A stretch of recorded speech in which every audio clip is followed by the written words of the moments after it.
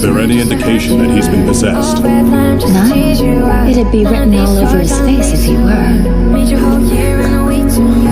Just so we're clear, I'm a public safety devil hunter. I came to kill the zombie devil that was here.